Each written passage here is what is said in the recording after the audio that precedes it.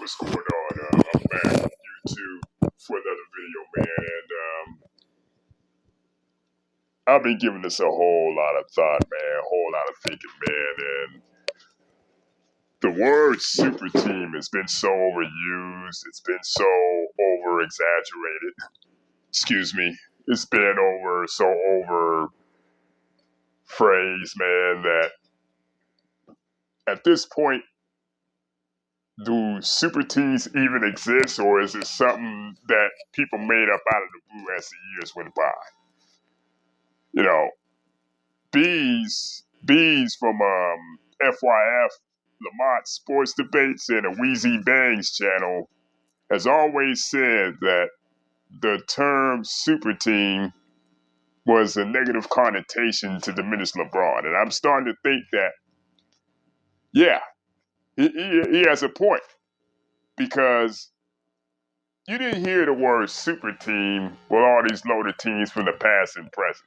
You know, now everybody has this excuse, oh, they colluded, oh, the general manager did it with trades and they did it the right way. Well, what the fuck is the right way? You know? End of the day, you got to go out there on the court and put in the work. You understand? Like, so-called super teams have been around since forever, okay? And now to the point where I don't even want to use the phrase super team, because a lot of people contradict themselves, and a lot of people are hypocrites when it comes to this shit. Not knowing the actual history of what's going on. Of course, you got the Lakers in the 1950s. You could definitely consider them as a super team, you know? They had George Mikan, among others, you know? St. Louis Hawks with Bob Pettit and the rest of those guys, you know? Bob Pettit was the premier power forward in his era, you know? So, he had a loaded team. And of course, you have the, of course, you've got the Boston Celtics in the 1960s, the famed Boston Celtics, you know, y'all know the names: Russell, Cousy, Havlicek, Sam Jones, Frank Sanders, K.C. Sanders, you know, Red Auerbach. That's the epitome of a super team in an era, you know? Even teams Wilt was on, you know? Philadelphia 76ers. You had Wilt, Chet Walker, Hal Greer, uh, Luke Jackson. Won the championship in 1967, you know? In dominant fashion. That's the super team right there, according to everybody's criteria, man. Everybody's bullshit. Everybody's bullshitting criteria, you know? They would have been called a super team if they hadn't existed today, you know? Hey, we can even go as far as let's go to well, when he goes to the Lakers, he's joined by Jerry West, Elgin Baylor, Happy Harrison, Gail Goodrich, all them dudes. You know, you got the 1970 Golden State Warriors. They had two inclinations of super teams. You want to go that route. You want to go that route. You want to use the criteria, right? Let's check out our idols, Jerry Lucas and Nate Thurman. You know, they didn't win it. They didn't win the championship. That's true. But you know, you had three cats that were averaging over at least 15 points a game. You know, then you know, even the Celtics of the 70s. You had JoJo White, Don Nelson, John Havlicek held over from the 60s era and shit. Okay? Dave Cowens. Hey, that easily could have been considered a super team, considering they should have won the championship in 1973. And they came back and won it in 1974. And speaking of 73, you got the New York Knicks. Walt Clyde Frazier, Willis Reed, Earl the Pearl Monroe, Dave the Busher, Bill Bradley, that right there. That's a loaded team. You can consider that shit a super team based on the today's criteria and shit. You know. Then even the Golden State Warriors that won in 1975. They had Jamal Wilkes, Rick Barry, and Butch Beard on that team. That's a big three right there. Based on the criteria, that's a super team, right? We want to say super teams, all of a sudden, big threes become super teams. Let's go there then. 1977 Philadelphia 76ers. You had Julius Erving, who just came over from the ABA.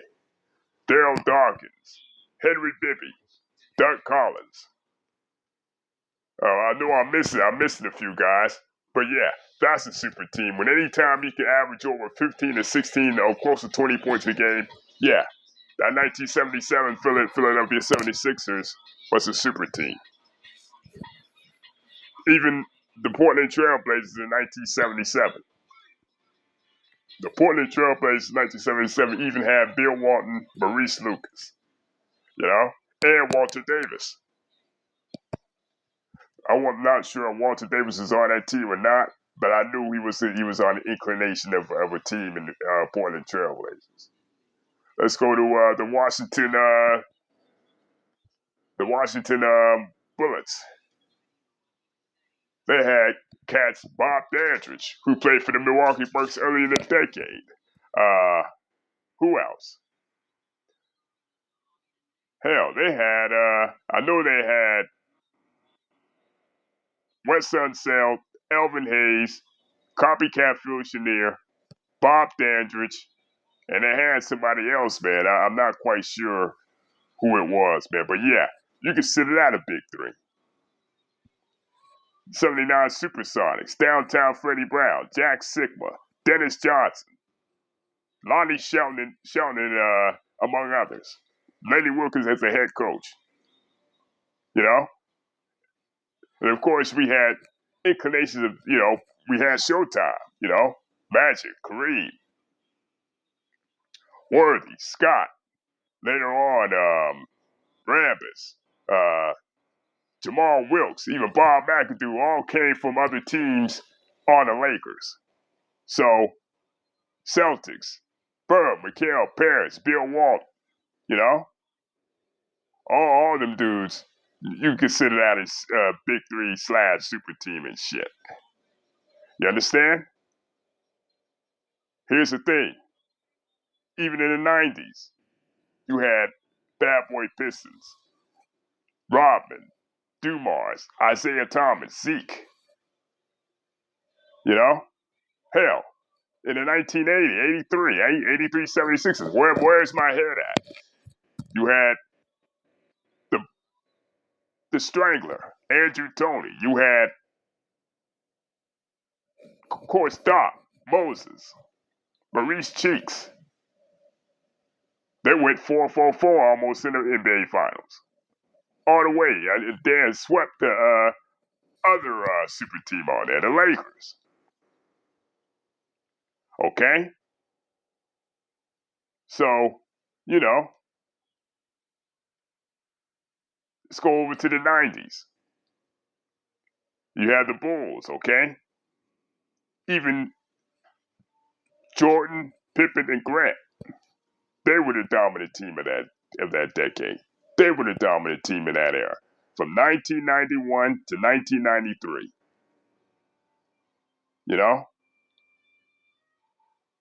And so on and shit. The point I'm trying to make is, I can go on forever, man. You know what I mean? The later incarnation of Bulls. Jordan, Pippen, Rod, Kukoc, Harper. You name that shit.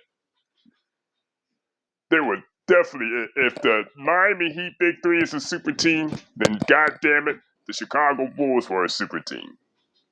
The 1996 Chicago Bulls were a super team. Shaq, Kobe, Lakers, and they trying to get Karl Malone and Gary Payton to come over there.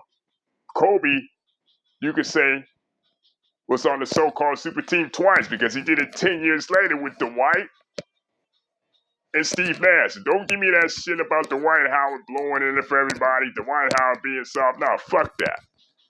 Fuck that shit. The point I'm trying to make is, why is it that the term super team is only applies to a certain person, but yet everybody else is given a pass?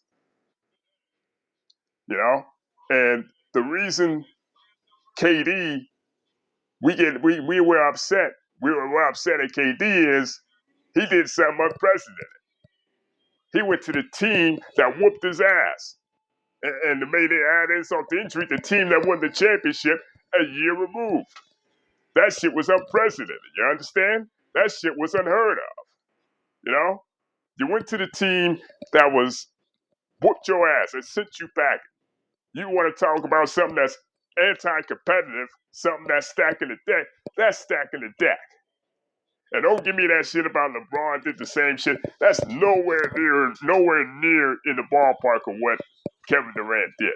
First of all, LeBron didn't go to Boston. He didn't go to the Lakers when Kobe was there. He didn't go to the Spurs.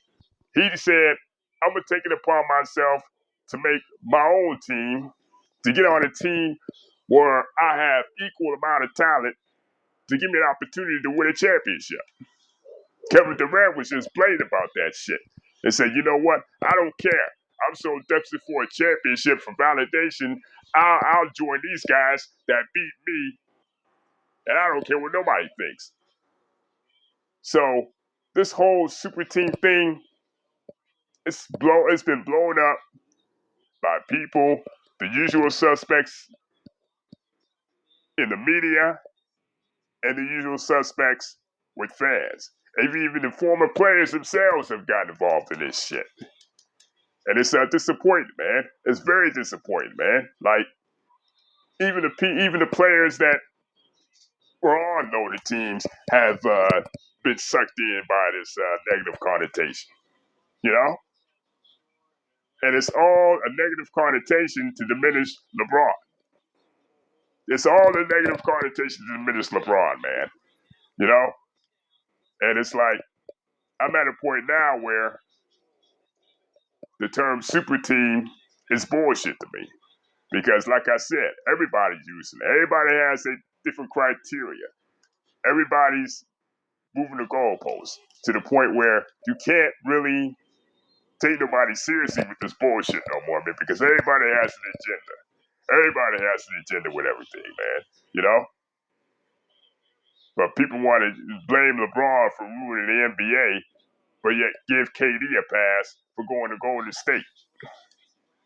Everybody wants to give KD a pass for going to State. Oh, he wants to win. Oh, he only did it because LeBron did. That's bullshit, okay?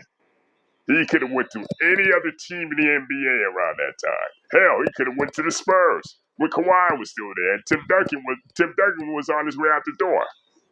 You could have been, Kevin Durant could have been a proper successor to Tim Duncan, you know?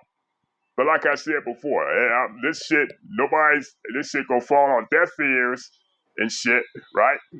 And everybody's gonna say I'm a dick rider and I'm a broad sexual, all that shit. Hey, let me tell you something, man. Let me tell y'all motherfuckers something. 95% of y'all wouldn't be saying this shit if we were on the street or on the corner somewhere with this shit, okay? Nobody would be saying this shit to nobody's faces, man. Y'all quick to be bold, be laptop gangsters to talk shit. But if we on the street, ain't no way in hell you gonna be calling somebody a broad sexual and shit. Not to a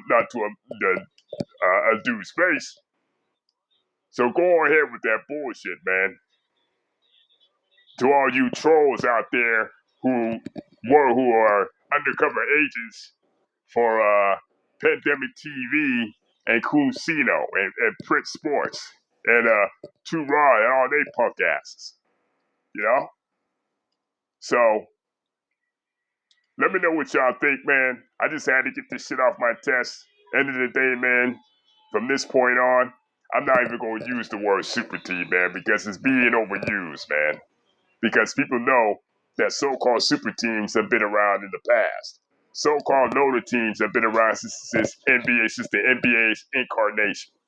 You know, but hit the like, subscribe once again, and let me know what y'all think.